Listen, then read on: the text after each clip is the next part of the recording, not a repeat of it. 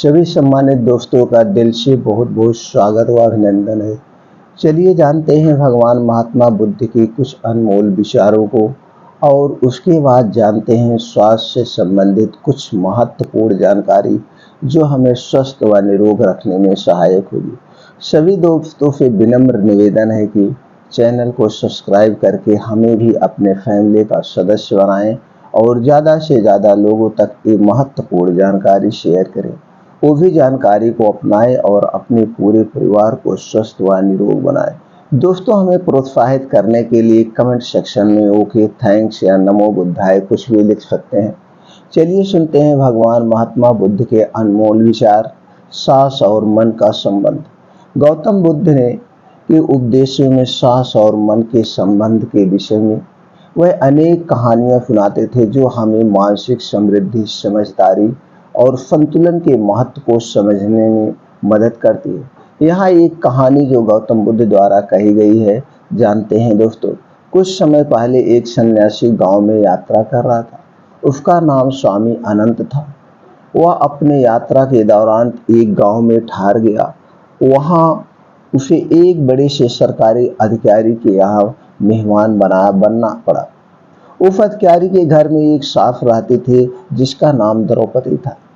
स्वामी अनंत एक बहुत ही ज्ञानी और समझदार सन्यासी थे। वह हमेशा शांतिपूर्वक और धैर्य से अपने जीवन को जीते थे। जब वह द्रौपदी घर पहुंचा तो द्रौपदी उसे बड़े आदर स्वागत किया और उसे अपने घर में आनंद से रहने की आज्ञा दी।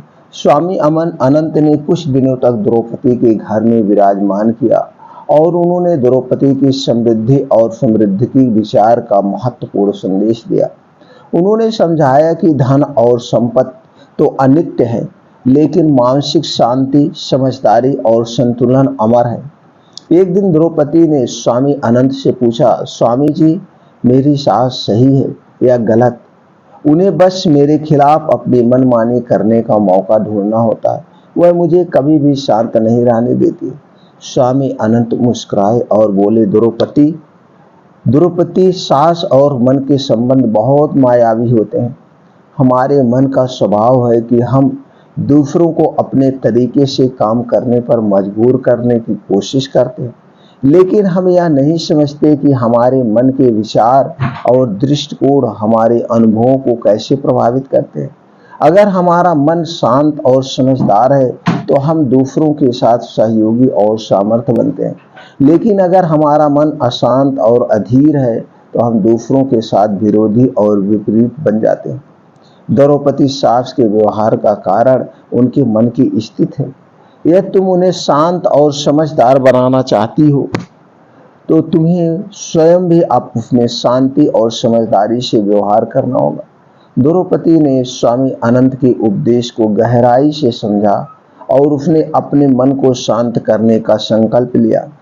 उसने अपने सास के संबंध भी समझदार और धैर्यपूर्वक व्यवहार किया। इससे द्रौपदी और उसकी सास के बीच में संबंध सुधार हुआ और वह एक दूसरे के साथ भले रिश्ते बनाकर रहने लगे। इस कहानी से हमें यह सीख मिलती है कि हमारे मन की स्थिति हमारे जीवन को कैसे प्रभावित करती है। हमारे मन की स्थिति हमारे संबंधी व्यवहार और जीवन की गुणवत्ता पर निर्भर करती है। अगर हम शांत, समझदार और संतुलित मन से काम करते हैं तो हमारे संबंध सुखद और समृद्धिपूर्ण होते हैं। गौतम बुद्ध द्वारा सांस और मन के संबंध पर उनके द्वारा किए गए उपदेश कुछ इस प्रकार है। सांस के संबंध में बुद्ध ने स्त्री धन की प्राप्ति, उसके इस्तेमाल को अपने शिष्यों से उपदेश किया। वह यह बताते हैं कि संपत्ति की प्राप्ति के लिए तर्क, वित्तीय चालाकी और नीच हृदय का उपयोग करना सही नहीं है। इससे केवल दुख ही प्राप्त होता है। बुद्ध ने सांस के संबंध में आत्म संयम, संयम और शुद्ध मन के महत्व को समझाया है। एक पवित्र और स्वयं को संयमित व्यक्ति हर समय से निपटना चाह सकता है, समृद्धि के मार्ग पर आगे बढ़ सकता है। मन के संबंध में बुद्ध ने मन के महत्व को समझाया और उसे शांति और शुद्धता का स्रोत बताया है। वह यह सिखाते हैं कि मन को संयमित रखना और उसके द्वारा शुद्ध विचारों को धारण करना महत्वपूर्ण है। भविष्य की चिंता करने से रहित मन खुशियों का स्रोत होता है और व्यक्ति को जीवन में सफलता और समृद्धि प्राप्त होती है। बुद्ध ने सांस और मन के संबंध को एक संतुलित और सामर्थ्य दृष्टिकोण से देखा और यह सिखाया कि उचित ज्ञान और आत्म संयम के माध्यम से व्यक्ति अपने जीवन को एक उच्च स्तर पर जी सकता है। इस प्रकार सांस और मन के संबंध का विकास व्यक्ति के आत्मिक और सामाजिक समृद्धि के लिए महत्वपूर्ण है। मित्रों, अब चलते हैं, जानते हैं आज की सबसे महत्वपूर्ण स्वास्थ्यवर्धक जानकारी, गठिया की बीमारी। ये गठिया की बीमारी होती क्यों है और इसको आज दोस्तों हम आप लोगों के सामने कुछ घरेलू नुस्खे बताएंगे। एक ही खुराक में आपको आराम हो जाएगा अगर इसे उन नियमों का पालन करके इसमें दवा का आपने सही ढंग से प्रयोग किया तो दोस्तों कुछ ही दिन में उससे पूर्ण रूप से आपको आराम मिल जाएगा। तो क्या है वो नियम? तो सबसे पहले जानना ये जरूरी होता है गठिया रोग होता क्यों है। गठिया रोग होने के दोस्तों कोई एक कारण पर नहीं पहुंचा जा सकता, इसके बहुत से कारण है। जैसे कभी मोटापा, उम्र भी इसमें बाधा पड़ती है और सबसे जो आयुर्वेद मानता है सबसे मुख्य कारण जो है हमारा खान पान, हमारा रहन सहन, हमारा प्रकृति का नियम क्या है, कैसे हम खा पी रहे हैं। कभी कभी दोस्तों ये पोषक तत्वों की कमी से भी गठिया रोग होता है। कभी कभी जब हमारे रक्त में अम्लता बढ़ जाती है, एसिडिटी बढ़ जाती है तो गठिया, बाई, बतास।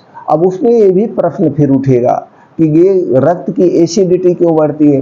अब रक्त की एसिडिटी बढ़ने के बहुत से कारण हैं।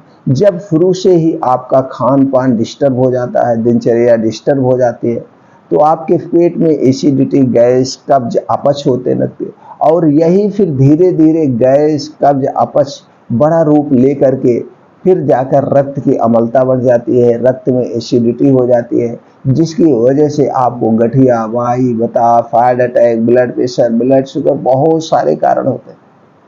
अब उम्र का भी उसमें आता है, कुछ जेनेटिक्स भी होते हैं, लेकिन जेनेटिक्स को भी हटाया जा सकता है अपने रहन सहन से, अपने दिनचर्या से।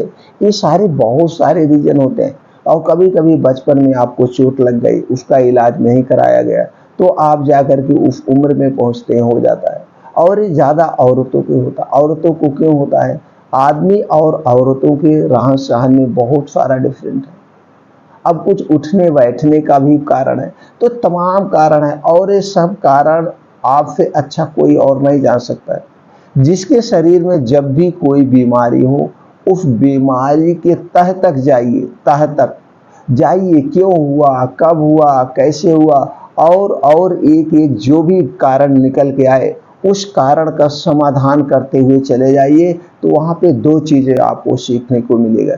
एक तो आप बहुत बड़े खुद अपने शरीर के डॉक्टर बन जाएंगे, दूसरे वो आपका कारण जब हटा देंगे तो आपका अस्थाई इलाज हो जाएगा और आप अपने शरीर को स्वतः ठीक कर सकते थे। जैसे पहले के दादा दादी, पहले के बुजुर्ग लोग वो सारी बीमारियां अपना स्वतः, जो उनके आसपास किचन में कुछ सामान होते थे, कुछ उनके आसपास ऐसे पेड़ पौधे होते थे जो कि बड़े ही चमत्कारी होते, चाहे उनका फल हुआ, चाहे उनकी फलियां हुई, चाहे उनकी छाल हुई, तो दोस्तों ऐसे वो उपचार कर लेते थे।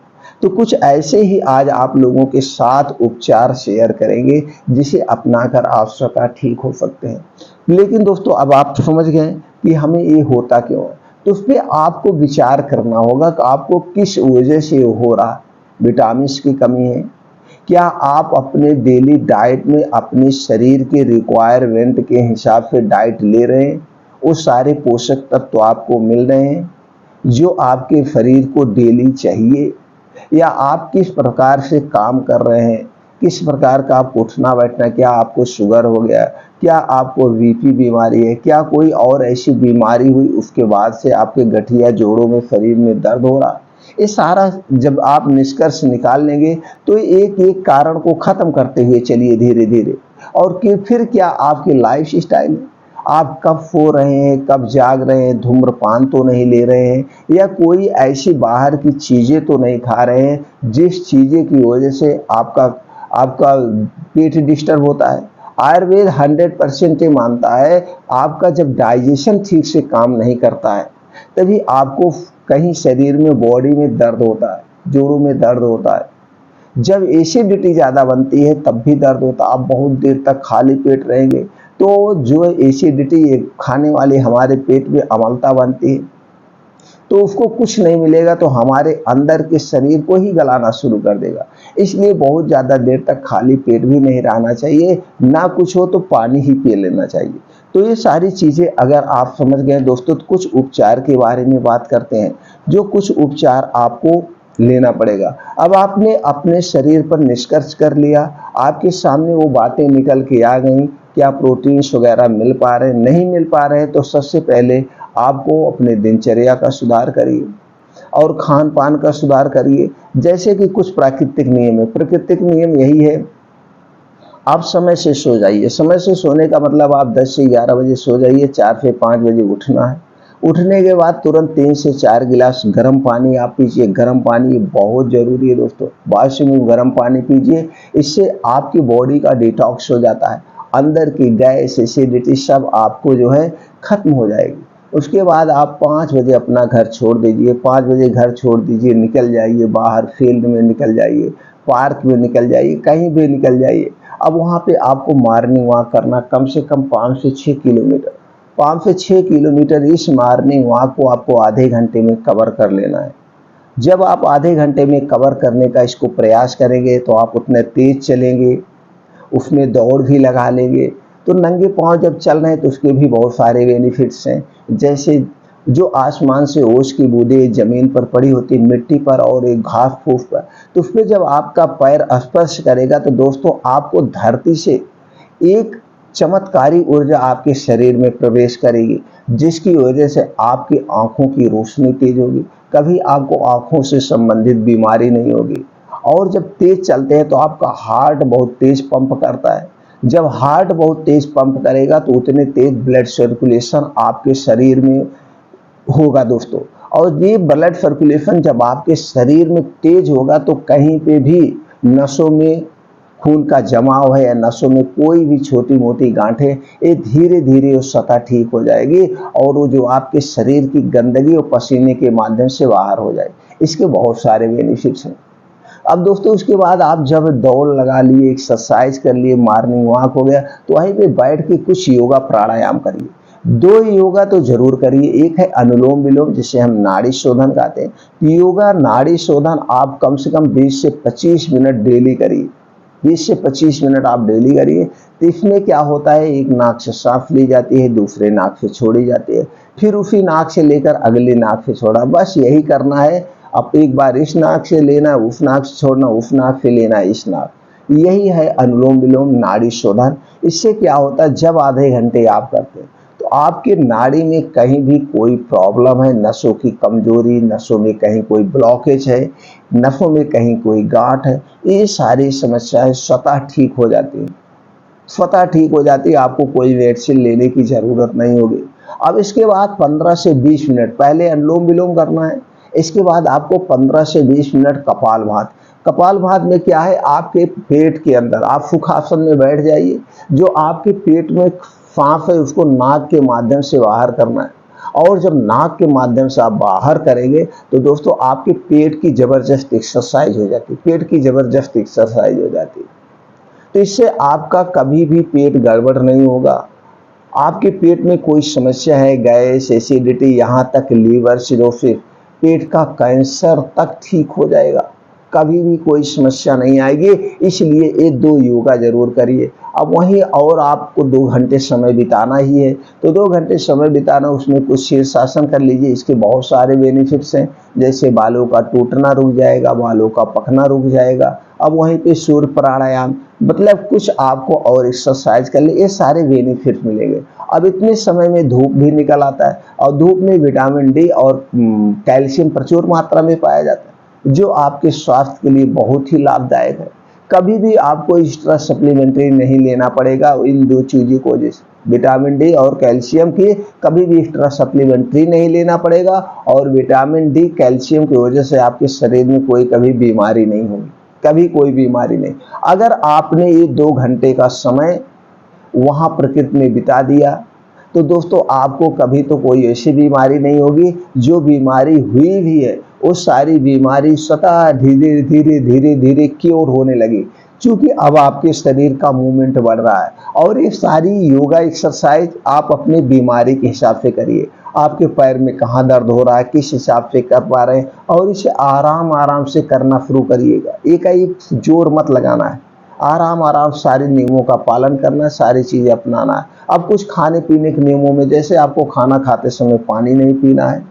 खाना खाने के 1 घंटे पहले पी सकते हैं, खाना खाने के 2 घंटे के बाद पीने। इसके बहुत सारे रीजन है, वीडियो पढ़ी आप देख सकते हैं दोस्तों क्यों नहीं पीना चाहिए।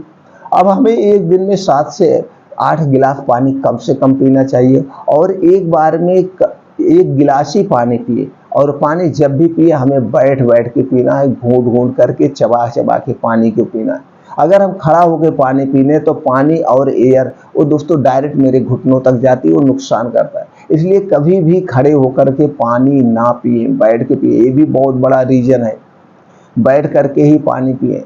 अब दोस्तों हमें कुछ खाने के नियमों में पालन करना होगा जिससे हमारा डाइजेशन गड़बड़। रिफाइंड और डालडा हमें बिल्कुल नहीं खाना है। जो भी तेल आपको खाना है वो तेल दोस्तों आप खुद बीन्स खरीद के लाइए, उसका तेल निकलवाइए, आप उसी को खाना है। अब दोस्तों हमें और क्या नहीं खाना, 3 सफ़ेद चीज़ें हमें बिल्कुल नहीं खाना है। सफ़ेद नमक के स्थान पर आप सेंधा नमक लीजिए, ब्लैक नमक खाइए। चीनी तो बिल्कुल नहीं खाना, चीनी हर एक बीमारी की जड़ है। चीनी को अपने खाने से हटा ही दीजिए।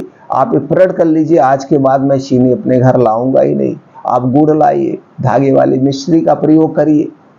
सबसे बेस्ट है, सुपर डाइट है दोस्तों गुड़। आप दूध खाइए, गांव का गुड़, देसी गुड़ खाइए, गुड़ खाइए, राब खाइए, ये सारी चीज़ें खाइए। और उसके बाद क्या है दोस्तों, मैदा तो गेहूं से बनता है, लेकिन इसके ऊपर का छिलका निकाल लिया जाता है। फिर इसमें बचता ही क्या है, कुछ नहीं बचा। ये हो गया, फिर क्या हो गया, एक तो चूना हो गया। चूना भी तो इससे बल्कि अच्छा चीज़ है, लेकिन मैदा आपके लिए पॉइजन है, स्वीट पॉइजन। मैदा से बनी हुई कोई भी वस्तु मत खाइए। डिब्बा बंद कोई भी पेय मत लीजिए, कोई भी सामान मत लीजिए। अल्कोहल, ठंडा पानी, आइसक्रीम, ये सारी चीज़ें आपके गठिया रोग को बढ़ा देगी। अगर आपको गठिया रोग है तो आपको कोई भी ठंडी वस्तु नहीं लेना है। और एक चीज़ मैं बताऊंगा दोस्तों, सबसे अच्छी दवा, अगर आपको गठिया रोग में आराम मिलना है तो आप पूरा 24 घंटे गर्म पानी पीजिए। ठंडा पानी हटा दीजिए, ठंडा चीज़ अपनी ज़िंदगी से हटा दीजिए। और फ्रिज की रखी हुई कोई भी चीज़ मत खाइए, आप स्वतः ठीक हो जाएगा। इतना प्रक्रिया। आप खाने में आपको हरी साग सब्जी खाइए, जिसमें हर एक तरह के पोषक तत्व पाए जाते हैं, हर एक तरह से प्रोटीन, विटामिन पाए जाते हैं, जो डेली आपकी बॉडी को रिक्वायरमेंट है। और उसी हिसाब से आप फल फूल कुछ खाइए। जो भी फल फूल सीजन वाइज है खूब जम के खाइए। जब जिसका सीजन हो उस सीजन में उसका फल खूब जम के खाइए। ड्राई फ्रूट्स यूज करिए, ओट्स, दलिया यूज करिए। फाइबर वाली चीज़ें, मल्टीग्रेन आटा लीजिए। मल्टीग्रेन सबसे बढ़िया आटा होता है दोस्तों। मल्टीग्रेन आटा क्या है, कैसे, इसकी वीडियो पड़ी है चैनल पर, आप देख सकते हैं। खाना हमेशा भूख से 70% ही खाइए। अगर आपको 4 रोटी की भूख है, 3 रोटी खाइए। 3 रोटी सुबह खाइए, 2 रोटी दोपहर में खाइए, 1 रोटी रात में खाइए। रात का खाना नाम मात्र, और हो सके तो रात का खाना आप दिन बैठने के पहले खा सकते हैं, नहीं तो लेटेस्ट 8 बजे तक खा ही लीजिए। 8 बजे जब खाना खा लेंगे तो 10 बजे तक आप सो जाएंगे, क्योंकि खाने के 2 घंटे के बाद ही सो रहा है। ये सारे नियमों का अगर आपने पालन कर दिया तो आपका शरीर स्वतः निरोगी बन जाएगा। किसी मेडिसिन की जरूरत नहीं आपको पड़ेगी। जो छोटी मोटी में जरूरत भी पड़ेगी वो आपके किचन में ऐसी पावरफुल हर्ब्स रखी हुई है, उससे आपका शरीर स्वतः क्योर हो जाएगा। अब चलिए दोस्तों कुछ आपको बताते हैं, अगर आपको हो गया तो गठिया रोग में कैसे आप यूज करना है, कैसे आपको ठीक हो जाएगा। सबसे पहले दोस्तों आपको लेना, बासी मुंह पानी पीना, हमने पहले बता दिया। 3 से 4 गिलास आप गर्म पानी पीजिए, या पेट भर के आप पी सकते हैं। उसके बाद खाली पेट रात में आप मेथी दाना भिगोना है दोस्तों, 1 चम्मच, 6 ग्राम के लगभग। रात में आप 1 चम्मच मेथी दाना को कांच के बर्तन या मिट्टी के बर्तन में भिगो दीजिएगा। कितने पानी में, आधा कप पानी में। आधा कप पानी में आप भिगो दीजिएगा, और सुबह जब आप उठेंगे, पहले आप चले गए 5 से 7 बजे एक्सरसाइज, हम टाइम भी मैनेज कर दे रहे हैं। कुछ दोस्त कहते हैं कि टाइम हम नहीं मैनेज कर पाते हैं। तो दोस्तों जैसे आप 5 बजे उठ गए, आप 7 बजे तक मॉर्निंग वॉक करके जब रिटर्न आएंगे, आने के बाद आप दोस्तों 10 मिनट थोड़ा सा समथा लीजिएगा। उसके बाद आपको क्या लेना है, वही जो रात में मेथी आपने भिगोया है, पानी पी लीजिए, मेथी दाना चबा चबा के खा लीजिए, खूब चबा चबा के आप आराम से खा लीजिए और पानी पी लीजिए। अब ये हो गया पहला। अब आपको कुछ नाश्ता भी अगर करते होंगे, चाय पीते होंगे, तो चाय नहीं पीना है। नाश्ते में क्या लेना है, अब इसमें जो होता है आयुर्वेद ये मांगता है, आपके पेट में आपके रक्त की एसिडिटी बढ़ गई, अम्लता बढ़ गई, तो रक्त की अम्लता को काटने वाली चीजें चाहते। अब उसमें क्या है, मेथी क्या है, क्षारीय चीज है, तो रक्त की अम्लता को कम करेगा। और इसमें ऐसे बहुत सारे calcium, protein, vitamin, anti inflammatory, antibiotic सारे तत्व पाए जाते हैं, जो कि आपके स्वास्थ्य के लिए, गठिया रोग के लिए बहुत ही महत्वपूर्ण है। अब इसी तरह से सेब है, सेब में भी दोस्तों antibiotic, antioxidant, anti inflammatory, calcium, protein, iron, vitamin B, vitamin O, vitamin C, ये सारे पोषक तत्व पाए जाते हैं। अब भी सेब भी दोस्तों क्षारीय है, तो आपने 7 साढ़े 7 तक मान लीजिए वो पानी पी लिया और मेथी दाना खा लिया। अब 8:30 बजे आपको कुछ नाश्ता पानी चाहिए, तो नाश्ते के तौर पर आप अपने नाश्ते में एक सेब शामिल करिए। 250 ग्राम से 300 ग्राम का एक सेब लीजिए। सेब आपके दिल को भी स्वस्थ रखेगा, गठिया रोग में है और पोषक तत्व भी मिलेगा। ऊपर से अगर आपको heart attack, blood pressure, blood sugar है, तो सारी बीमारियों को भी क्योर करने में हेल्प करेगा, तो हो गया, आपने 8:30 बजे मान लीजिए ये ले गया। फिर 10-11 बजे जो आप नाश्ता खाना पीना खाते हैं, वो अपना आप अपने हिसाब से खाइएगा दोस्तों। और एक चीज दोस्तों, आप सबको सलाद का प्लेट लेना चाहिए, एक सलाद का प्लेट। सलाद सब लोग खाते होंगे, लेकिन दोस्तों सब खाना के समय खाते हैं, तो खाना खाते समय हमें सलाद नहीं खाना चाहिए। सलाद जब भी हम खाएं, इसका एक प्लेट तैयार करें। और सलाद कितनी मात्रा में होनी चाहिए, जितना आपका वेट है। जैसे आपका वेट 60 किलो है, तो 5%, तो 6×5 = 300 ग्राम सलाद आपको लेना है। आपका अगर 80 किलो वेट है, तो 8×5 = 40, 400 ग्राम सलाद लेना है। और सलाद को अकेले ही खाना है, किसी के साथ नहीं खाना है। ये अपने आप में भी पावरफुल डाइट है। तो सलाद अगर आप रोज एक प्लेट ले रहे हैं, तो ऐसे भी आपके शरीर की आधी बीमारी को क्योर कर देगा। तो सलाद में क्या क्या होगा दोस्तों, गाजर होगी 100 ग्राम, चुकंदर 50 ग्राम, प्याज 50 ग्राम, अदरक 5 से 6 इंच का एक टुकड़ा, लहसुन 3 से 4 इंच का एक टुकड़ा। ये सारी चीजें किसके लिए हैं, ये सारी चीजें आपको गठिया रोग में क्योर करेगा। लहसुन भी रक्त की अम्लता को कम करता है, अदरक भी रक्त की अम्लता को कम करता है, चुकंदर और गाजर, ये सारी चीजें में वो सारे पोषक तत्व हैं, antibiotic, anti inflammatory, antibacterial, anti microbial, calcium, iron, vitamin A, vitamin C, folic acid, selenium, thiamine, niacin, ये सारे प्रोटीन्स और विटामिन से भरा हुआ है, जो आपके स्वास्थ्य के लिए चाहिए दोस्तों। तो ये सारी चीजें आपको कब लेना है, ये प्लेट आप तैयार कर लिया। अब इस प्लेट का स्वाद बढ़ाने के लिए आप इसमें क्या डाल सकते हैं, नमक डाल सकते हैं, वो भी सेंधा या काला नमक। और इसमें जीरा का पाउडर डाल सकते हैं, काली मिर्च का पाउडर डाल सकते हैं। इसे छिड़क लीजिए प्लेट पे, और ये प्लेट आप खाइए, ये प्लेट खाइए। शरीर से आपके 100% सारी बीमारी को निकाल बाहर कर देगा। लेकिन ये सारी प्रक्रिया एक दिन के लिए नहीं है, इसे डेली करिए। मान लीजिए इसमें से कुछ आपको सीजन वाइज नहीं मिलता है, तो जो मिलता है वही, और जो नया चीज उस सीजन में मिलता है उसे ऐड कर लीजिए, इसमें उसे ऐड कर लीजिए। लेकिन अपना आप सलाद का पैकेट तैयार करिए। और दिन में अगर आपको कुछ और पैसे हैं, आपके पास पैसे, तो दिन में फल फूल एक आध बार खा लीजिए। फ्रूट्स ले लीजिए, फ्रूट्स में आप अनार ले लीजिए, केला ले लीजिए, पपीता ले लीजिए, सबसे अच्छा पपीता है, संतरा ले लीजिए, मौसमी ले लीजिए, नाशपाती ले लीजिए, अंगूर ले लीजिए। जो भी चीज आपको उस समय मिल रहा है सीजन वाइज ले लीजिए। अब आपको क्या लेना है, रात में एक चीज आपको लेना है दोस्तों, दूध 1 गिलास। अगर आपको गाय का मिल जा रहा तो अति उत्तम, गाय का मिल रहा तो अति उत्तम। अगर गाय का नहीं मिल रहा तो आप भैंस का ले लीजिए, लेकिन पैकेट का दूध नहीं। और गाय में अगर देसी गाय का मिल गया तो जान लीजिए सोने पे सुहागा हो गया। साहिवाल हरियाणा नहीं, देसी गाय, जो देसी गाय होती है। इसका मिल गया तो सोने पे सुहागा हो गया है, अमृत का काम करेगा। 1 गिलास दूध लेना है, उस दूध को गर्म करके रात को सोते समय खाना खाने के 1 घंटे के बाद 1 गिलास दूध, 1 चम्मच अश्वगंधा पाउडर। ये दोस्तों अश्वगंधा पाउडर आप ले लीजिए, इसमें बहुत सारे बेनिफिट्स हैं। इसमें क्या क्या पाया जाता है? प्रोटीन पाया जाता है, फैट पाया जाता है, फ्रूट फाइबर पाया जाता है, ऊर्जा, carbohydrate, iron, magnesium, carotene, vitamin C, antioxidant, anti inflammatory जैसे तत्व पाए जाते हैं जो कि आपके शरीर को सेफ और सुरक्षित रखेंगे। तो अश्वगंधा पाउडर लेना है 1 चम्मच। अश्वगंधा दोस्तों आप पाउडर ले सकते हैं किसी कंपनी का, अश्वगंधा आप टैबलेट ले सकते हैं, कैप्सूल ले सकते हैं। अगर आप पाउडर ले रहे हैं तो दोस्तों 1 चम्मच लेना है, कैप्सूल ले रहे हैं तो 1 कैप्सूल लेना है। तो कैप्सूल लेना है तो आपको एक सुबह शाम लेना है। अगर आप पाउडर ले रहे हैं तो रोज रात में लीजिए। अगर आपको बहुत ज़्यादा गठिया दर्द है तो एक चम्मच सुबह शाम आप अश्वगंधा पाउडर लेंगे।